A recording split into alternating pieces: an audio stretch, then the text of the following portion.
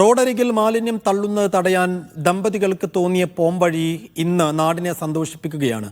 പ്രായത്തെ തോൽപ്പിച്ച് റോഡിനിരുവശവും മനോഹരമായ പൂന്തോട്ടം ഒരുക്കിയിരിക്കുകയാണ് പത്തനംതിട്ട കോച്ചിനോട് സ്വദേശികളായ വാസുദേവൻ പിള്ളയും ശാന്തകുമാരിയും.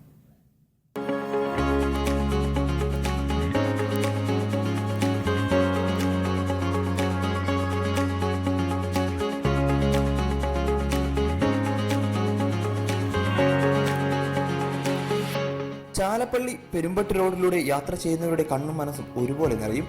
അത്ര മനോഹരമായ കാഴ്ചകളാണ് അത്യാലെത്തുമ്പോൾ യാത്രക്കാരെ കാത്തിരിക്കുന്നത്. റോഡിന് ഇരുവശവും തിങ്ങി നിറഞ്ഞു നിൽക്കുന്നത് ചെമ്മന്തിയും ബന്ധിയും വാടാമുല്ലയുമെല്ലാമാണ്. പ്ലാസ്റ്റിക് മാലിന്യങ്ങൾ പതിവായപ്പോൾ ചെയ്തതാണെങ്കിലും ഒരു പൂന്തോട്ടം തന്നെ ഒരുക്കാൻ പൂക്കളോടുള്ള പ്രിയം കൂടി കാരണമാണ്.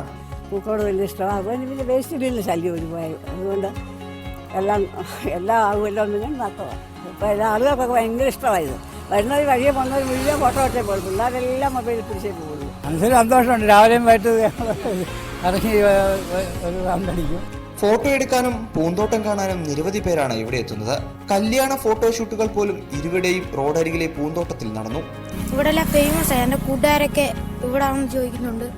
ഞാൻ എപ്പോഴും ഇവിടെ വന്ന് ഫോട്ടോ ഒക്കെ എടുക്കാറുണ്ട്. എല്ലാവരും ഫോട്ടോ എടുത്തിട്ടൊക്കെയാണ് പോകുന്നത്. ഇവിടെ വന്നപ്പോൾ നമുക്കതൊരു ഭയങ്കര നല്ലൊരു അനുഭവമാണ്. ഇത് മറ്റുള്ളവർക്കൊരു പ്രചോദനമായിട്ടാണ് ഇതിനെ നമുക്ക് കാണാൻ കഴിയുന്നത്.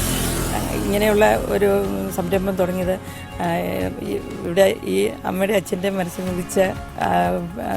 ഉദിച്ചതാണെങ്കിലും ഇതിപ്പം ഇപ്പം നമ്മുടെ പ്രദേശങ്ങൾ ഒട്ടുമുക്കാൽ സ്ഥലങ്ങളിലും ഇതിനെക്കുറിച്ച് എല്ലാവർക്കും നല്ല ഒരു സപ്പോർട്ടാണ്. ഒരു നാടിന് തന്നെ മാതൃകയായ ഈ പ്രവൃത്തിയെ കുട്ടനാട് പഞ്ചായത്ത് ആദരിച്ചു.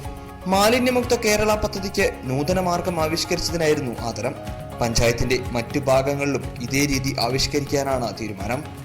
K Akhil, media 1, Pathanamthitta.